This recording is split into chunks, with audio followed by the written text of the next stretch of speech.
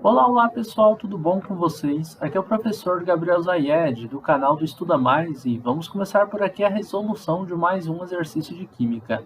Mas antes, não esqueça de se inscrever aqui no nosso canal no YouTube e de deixar um like nesse vídeo caso você goste do nosso conteúdo. E se você tiver dificuldades com relação à disciplina de Química e precisar de aulas particulares, você pode entrar em contato comigo pelo número que está na descrição desse vídeo. Considere a reação dada pela equação química. Aí temos aqui uma equação. Admita que a amostra de óxido de ferro tenha 80% em massa de pureza. Nessas condições, para cada mol de ferro produzido, qual será a massa necessária de óxido de ferro impuro? Bom, aqui nós temos uma equação química, ela já está. Vamos ver, na verdade, se ela está balanceada ou não. Ó, eu tenho um ferro aqui, um ferro do lado dos produtos, que é depois da setinha. Dois oxigênios do lado dos reagentes, dois oxigênios do lado dos produtos. Um carbono do lado dos produtos, um do lado dos reagentes, ok, está balanceada a equação. O exercício, ele quer saber uma massa que a gente vai ter de óxido de ferro, a partir de um número de mols que a gente tem do ferro.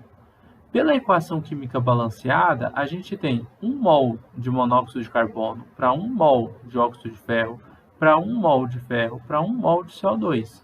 Então, eu já sei quantos mols eu tenho de ferro, que é 1 mol. Então, eu tenho 1 mol de ferro. E 1 mol de ferro, ele reage com quantos mols de óxido de ferro? Com 1 mol.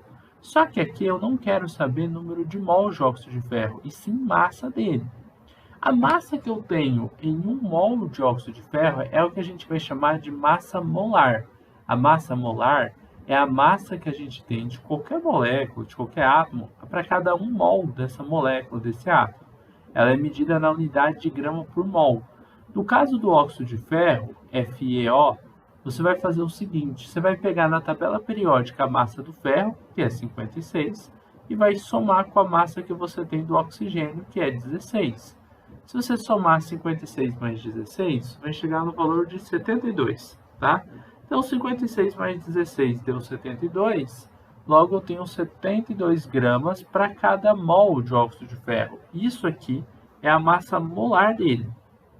Ou seja, quando você tiver 1 mol assim, ó, você vai falar que você tem 72 gramas ou 72 gramas de FeO nesse 1 mol. Só que acontece o seguinte, aqui olhando esse exercício, a gente percebe que a gente precisa de 72 gramas de óxido de ferro para produzir 1 mol de ferro. É justamente isso que o exercício quer saber. Só que ele falou para a gente que a massa do óxido de ferro está impura. Ela só tem 80% de pureza. Só não, 80% até que é pureza. Mas assim, se você pegar óxido de ferro, 80% é óxido de ferro. E ele quer saber o seguinte: qual que é a massa necessária do óxido de ferro impuro que eu tenho que colocar para conseguir 1 mol de ferro?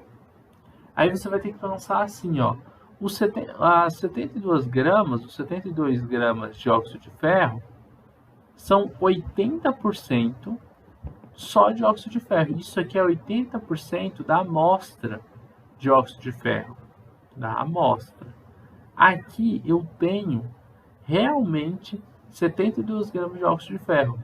Mas se eu pegar 100% da amostra, 100%, o que seria a amostra? Seria uma porção de óxido de ferro com impureza, ou seja, é o óxido de ferro impuro.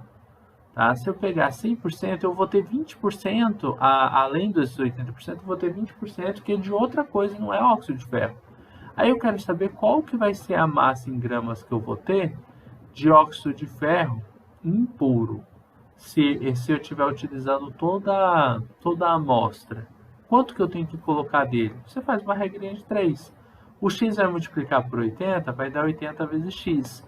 O 72 vai multiplicar por 100, vai dar, ó, joga a vírgula do 72, duas casinhas para a direita, 7.200, tá? Aí você vai pegar aqui o 80, você pode cortar o 0 com 0 já antes e jogar só o 8 para dividir por 720. X vai ser igual a 720 dividido por 8. Aqui nós vamos ter 8, se a gente multiplicasse ele por 9, daria 72. Como tem um zerinho aqui, então vai ser por 90. 720 dividido por 8 vai ser igual a 90. E isso vai ser a massa em gramas que a gente vai ter de FeO impuro, tá? E é isso. Bem tranquilo o exercício, falando de cálculo estequiométrico com impureza. Bom, pessoal, espero que vocês tenham gostado dessa videoaula, espero que tenham compreendido o passo a passo da resolução dessa questão. Se você gostou do vídeo, não esqueça de deixar um like aqui e de compartilhar o link desta aula em suas redes sociais para que seus amigos também possam conhecer o canal do Estuda Mais. A gente vai se ver numa próxima aula resolvendo outras questões de química. Um forte abraço e tchau, tchau!